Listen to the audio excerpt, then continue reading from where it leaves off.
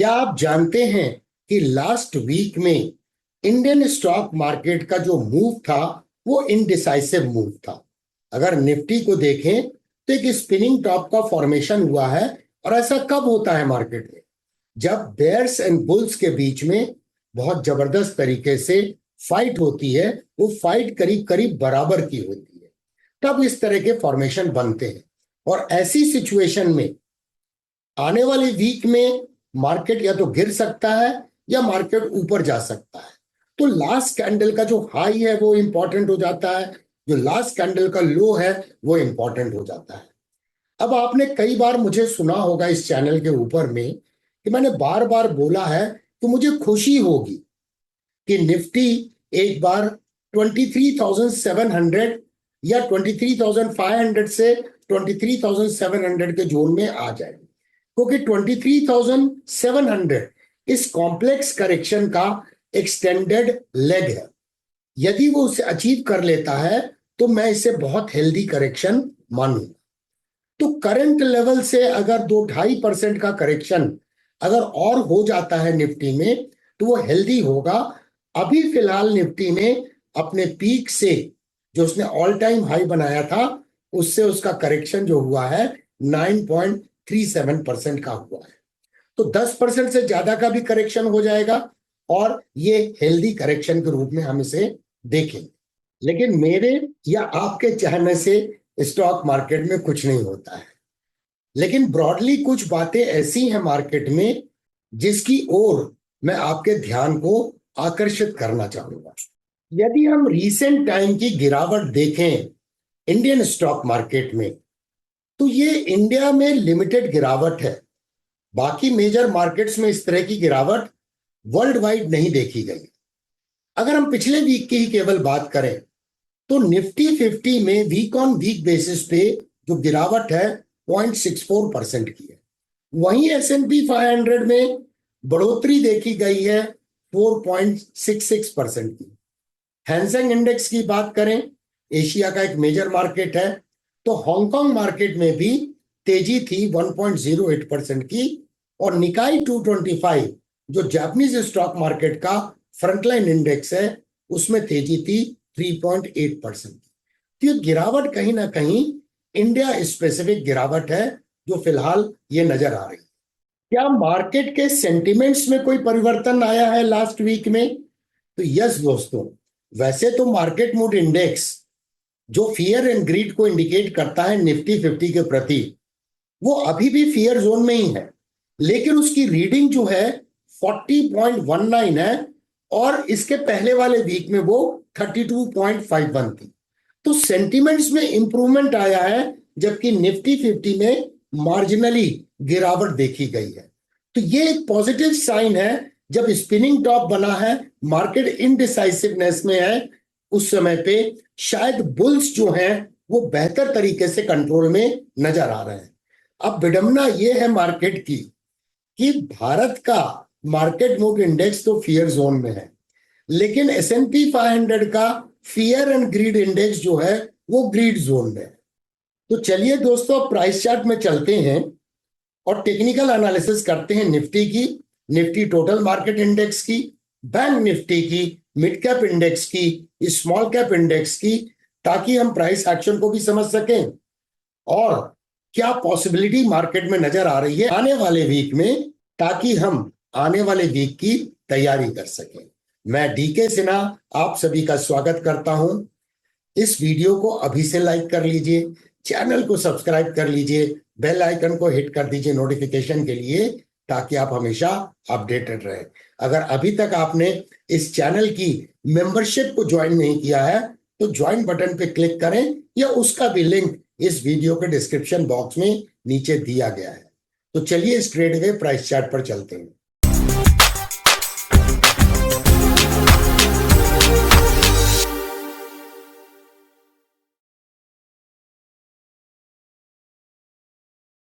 सबसे पहले एक विजुअल ऑब्जर्वेशन करते हैं, उससे हमें मार्केट को समझने में आसानी होगी। यहां पर ध्यान से देखें तो प्राइमरी ट्रेंड जो मार्केट का है वो बुलिश है, और ये सेकेंडरी वेव बनती है मार्केट में जो प्राइमरी ट्रेंड के अगेंस्ट में बनती है, जैसे फिलहाल ये बन रही है। इसके पहले यहाँ पे मार्केट ने कंसोलिडेट किया, यहाँ पे वेव बनी, यहाँ पे वेव बनी। लेकिन हर बार क्या हो रहा है कि मार्केट जब भी करेक्ट करता है, ईएमए 21 एंड ईएमए 55 के जोन में आके रिकवर करता है। यहां पर देखिए वैसे ही हुआ, यहां पर ऐसे ही हुआ। इस जगह पे थोड़ा सा मार्केट नीचे गया था ईएमए 55 के नीचे वीकली चार्ट में, बट वो सस्टेन नहीं किया, रिकवर कर गया। तो पहला ऑब्जर्वेशन तो यह है कि मार्केट के ऊपर जाने की प्रोबेबिलिटी अधिक है और करेक्शन लिमिटेड है। ये पहली बात समझ में आती है मार्केट से। अब यहां पर अगर ध्यान से देखें तो मार्केट में यहां पर लास्ट वीक में एक स्पिनिंग टॉप का फॉर्मेशन हुआ है, जिसमें ऊपर शैडो भी है कैंडल में और नीचे की भी शैडो है। और प्राइस कहां रिजेक्ट कर रही है? ईएमए 21 पे रिजेक्ट कर रही है। ईएमए 21 की वैल्यू क्या है? 24,430। अब देखिए मार्केट बहुत अटेम्प्ट ले रहा है, बट 24,500 के ऊपर में क्लोज नहीं हो पा रहा है। चलिए बढ़ते हैं डेली प्राइस चार्ट में, ताकि फर्दर प्राइस एक्शन को हम समझ सकें। अब जैसे पहले भी चर्चा की गई थी, ये एक कॉम्प्लेक्स करेक्शन होता हुआ नजर आया है और प्राइस ने यहां पर एसएमए 144 पे सपोर्ट लिया है और यहां पर भी प्राइस फिलहाल एसएमए 144 पे सपोर्ट ले रही है। इसका तात्पर्य यह है कि मार्केट है तो सपोर्ट के पास, तो यहां से बाउंस बैक करने की संभावना काफी प्रबल नजर आ रही है। अब यहां पर अगर हम कुछ ड्राइंग को सुपर इम्पोज करें तो यहां पर देखिए प्राइस के, ये प्राइस का रेजिस्टेंस है, ये प्राइस का रेजिस्टेंस है, प्राइस का मल्टीपल प्राइस का रिजेक्शन है और प्राइस इसी के पास में कंसोलिडेट कर रही है। थोड़ा ऊपर जाती है, थोड़ा नीचे जाती है। तो ये ट्रेंड लाइन जो है ये एक इमीडिएट रेजिस्टेंस है और इसी कारण से मार्केट 24,500 के ऊपर क्लोज नहीं हो रहा है। लेकिन ये भी एक सपोर्ट लाइन है, प्राइस का सपोर्ट, प्राइस का सपोर्ट, प्राइस का सपोर्ट। और ये एक एबरेशन है जो इलेक्शन के रिजल्ट के वक्त में हुआ था। तो ये प्राइस यहाँ पे ब्रॉडली एक राइजिंग प्राइस चैनल में ट्रेड हो रही है। तो ये लोअर फाइबर जो चैनल का है, ये अपने आप में एक स्ट्रॉन्ग निफ्टी 50 में सपोर्ट नजर आ रहा है, जो कि कॉन्फ्लुएंस भी है एसएमए 200 का। चिंता का विषय क्या है? 23,558 पर एक माइनर सा गैप है और जो ये लोअर फाइबर पे आ रहा है। इसके अलावा अगर और देखें, हम एक और ट्रेंड लाइन खींचें, ये ट्रेंड लाइन देखिए काफी दिनों से ये मार्केट को सपोर्ट कर रही है। यहां सपोर्ट है, यहां पर सपोर्ट है। तो इस तरह से अगर इस ट्रेंड लाइन को हम एक्सटेंड कर दें तो ये ट्रेंड लाइन कहां पे निकल के आती है? इस जगह पे निकल के आती है। ये ट्रेंड लाइन इस जगगह पे निकल के आती है और एबीसीडी पैटर्न का जो एक्सटेंडेड लेग है, ये देखिए एबीसीडी पैटर्न का 161.8% एक्सपेंशन का लेवल आता है 23,716। इसीलिए मैंने बार बार बोला कि अगर 23,700 पे निफ्टी करेक्ट हो जाता है तो हेल्दी करेक्शन होगा और उसके बाद जब अपसाइड मूव होगा तो वो भी हेल्दी रहने की संभावना है।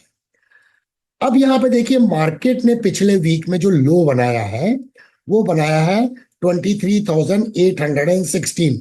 ऐसा लगता है कि मार्केट को 16 का फिगर काफी पसंद है, 23,716, 23,816।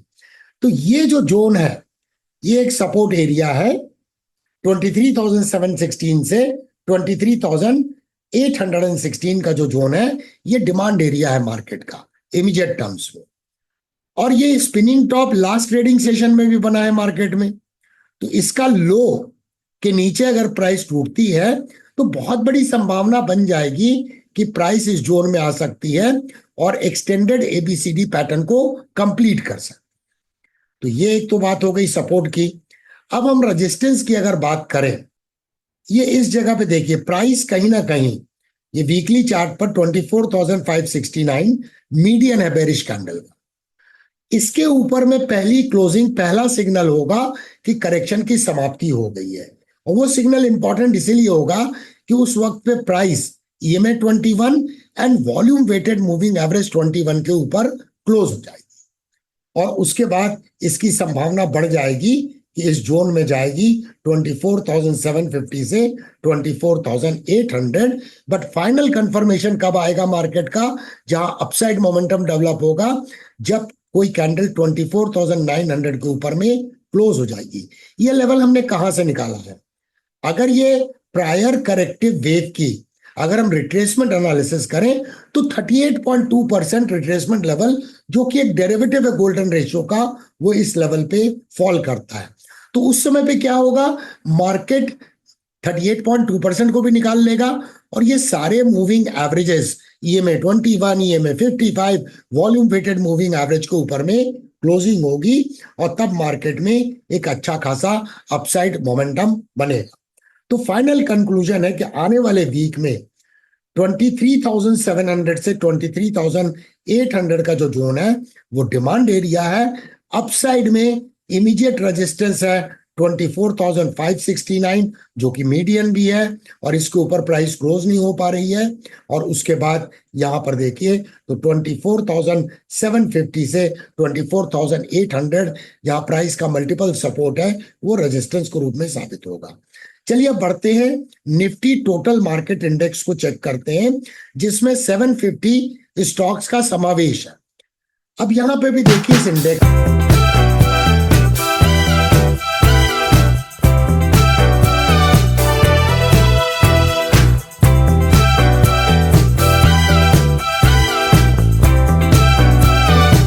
का समावेश है। अब यहां पे भी देखिए इस इंडेक्स को, तो ये एक लॉन्ग टर्म ट्रेंड लाइन है जहां पे प्राइस बार बार सपोर्ट ले रही है। इसके पीछे भी देखेंगे तो प्राइस ने इस ट्रेंड लाइन पे सपोर्ट लिया है। तो यहां पर देखिए प्राइस इस ट्रेंड लाइन के काफी करीब है, तो इसका मतलब गिरावट जो है वो लिमिटेड है। यहां पे भी देखिए प्राइस ने पिछली बार जब ये करेक्शन हुआ था, ये भी एक मेजर करेक्शन था, तो यहां पर प्राइस ने EMA SMA 144 पे सपोर्ट लिया था और यहीं पे प्राइस SMA 144 पे बार बार सपोर्ट ले रही है। तो यहां पर भी बहुत ज्यादा करेक्शन की संभावना नजर नहीं आ रही है। वैसे भी ये कंसोलिडेशन बैंड है, प्राइस ने यहां सपोर्ट लिया है, तो ये डिमांड एरिया है और ये ट्रेंड लाइन इसी जोन में इंटरवीन कर रही है। यहां एक माइनर रेजिस्टेंस है, जब प्राइस EMA 55 के ऊपर क्लोज होगी तो अपसाइड मोमेंटम इसमें भी डेवलप हो जाएगा। तो यहां पर भी देखिए ओवरऑल ट्रेंड जो है, जैसे हम प्राइमरी ट्रेंड बोलते हैं, वो बुलिश है। ये रिएक्शन वेव का फॉर्मेशन है जो एक सेकेंडरी वेव है। अब बढ़ते हैं मिड कैप इंडेक्स में। यहां देखिए मिड कैप इंडेक्स भी, ये देखिए प्राइस का सपोर्ट, प्राइस का सपोर्ट, प्राइस का सपोर्ट, प्राइस का सपोर्ट, ये राइजिंग चैनल जो है ये इसका डिमांड एरिया है और इस डिमांड एरिया को फिलहाल ये रिस्पेक्ट कर रहा है। प्राइस का पहले भी सपोर्ट है, पहले भी सपोर्ट है। तो निफ्टी मिड कैप 50 इंडेक्स में ये देखिए टिपिकल कंसोलिडेशन बैंड है जिसका यहाँ ब्रेकआउट हुआ और ये थ्रोबैक हुआ और ये थ्रोबैक अपर फाइबर के पास में है, इसका मतलब ये सपोर्ट के पास में है। और इसमें भी जब प्राइस 16,440 के ऊपर में ट्रेड होने लगेगी तो इसमें भी एक अच्छा खासा मोमेंटम डेवलप होगा। चलिए बढ़ते हैं निफ्टी स्मॉल कैप 50 इंडेक्स को देखते हैं। यहां भी देखिए प्राइस का सपोर्ट, प्राइस का सपोर्ट, प्राइस का सपोर्ट, और ये कंसाइड कहां कर रहा है, SMA 144 से। ये प्राइस का रेजिस्टेंस, प्राइस का रेजिस्टेंस, तो मानो एक सिमेट्रिकल ट्रायंगल का फॉर्मेशन हो रहा है। और जब भी सिमेट्रिकल ट्रायंगल का फॉर्मेशन होता है तो ट्रेडिंग रेंज जो है वो नैरो होती चली जाती है। तो यहां पर जब ये ब्रेकआउट होगा इस काउंटर ट्रेंड लाइन का, तब अपसाइड मोमेंटम डेवलप होगा। वैसे ये जोन जो है ये इसका डिमांड एरिया है और यहाँ पे SMA 144 भी एक कॉन्फ्लुएंस है। गौर करने वाली बात है कि SMA 144 को प्राइस यहां भी टेस्ट करती है। ये देखिए टेस्ट किया, बाउंस बैक हुआ, टेस्ट किया, बाउंस बैक हुआ। यहां पे प्राइस ने अभी तक SMA 144 को टेस्ट नहीं किया है। तो ये थोड़ा सा जिसे बोलते हैं ना रिदमिक प्राइस एक्शन, उसमें थोड़ा सा मिसमैच नजर आ रहा है। हो सकता है कि स्मॉल कैप इंडेक्स में निफ्टी एक बार SMA 144 को टेस्ट करे और ये कॉन्फ्लुएंस भी है वैसे ये ट्रेंड लाइन, जहां पे ऐसे प्राइस टेस्ट करके तब जाके इसका ब्रेकआउट। अब बढ़ते हैं बैंक निफ्टी के प्राइस चार्ट में। तो बैंक निफ्टी में पहले हम लोग वीकली प्राइस चार्ट में चलते हैं। यहां देखिए बैंक निफ्टी में भी पिछले वीक में एक स्पिनिंग टॉप का फॉर्मेशन हुआ है, वो काफी प्रॉक्सिमिटी में हुआ है EMA 21 and volume weighted moving average पे। गौर करने वाली बात है कि बैंक निफ्टी की क्लोजिंग EMA 21 के ऊपर में हुई है। बैंक निफ्टी में यहां देखिए EMA 55 एक स्ट्रॉन्ग सपोर्ट के रूप में काम कर रहा है, तो यहां पर भी प्राइस एक्शन रिदमिक है और कमजोरी नजर नहीं आ रही है।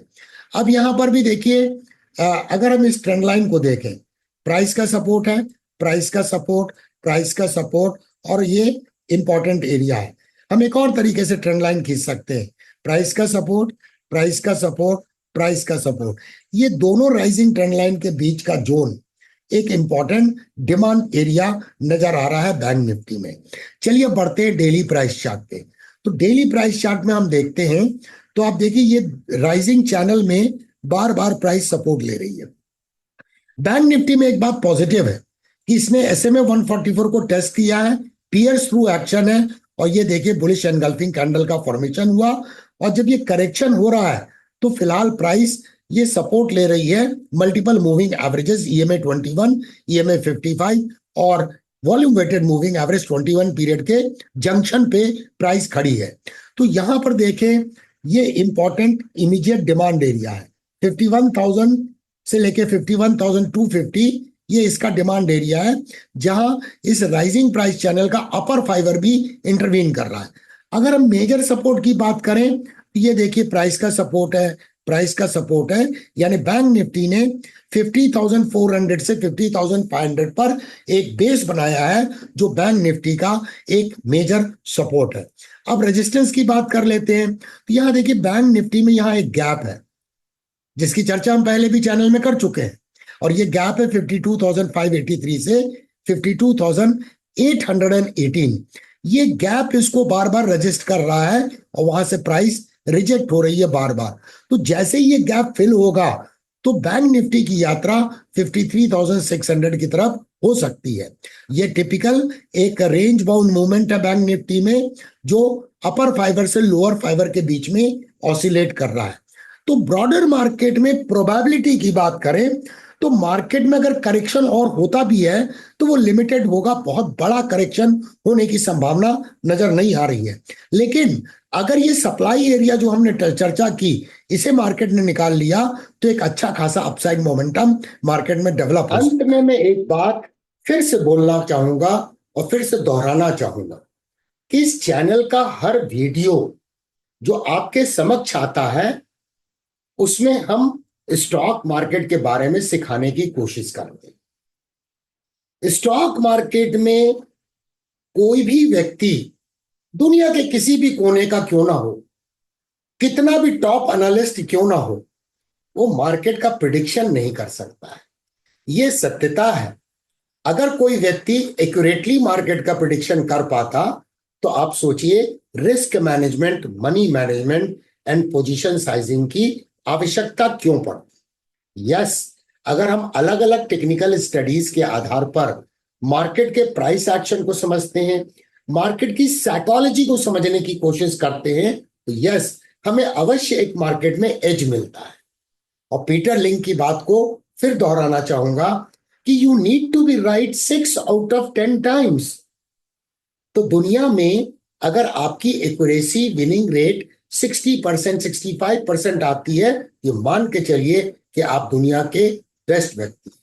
मोस्ट इंपॉर्टेंट है सब्जेक्ट को सीखना, और सीखने के बाद उसे अलग अलग टेक्निकल स्टडीज के आधार पर मार्केट को आकलन करना और अपने विजडम के अनुसार मार्केट में डिसीजन लेना। और यस दोस्तों, रिस्क मैनेजमेंट करना कभी मत भूलिएगा। केवल स्टॉप लॉस लगाना ही रिस्क मैनेजमेंट नहीं होता है। इसीलिए जीरो टू हीरो की श्रृंखला का जो वीडियो नंबर 0 to Hero 31 है उसे फिर एक बार देखें ताकि ये गलती आप मार्केट में ना करें, क्योंकि ये कहना कि मार्केट ऊपर जाएगा नीचे जाएगा ये केवल संभावनाओं का गेम है, कोई गारंटी नहीं है। तो देखने के लिए धन्यवाद, फिर मिलेंगे अति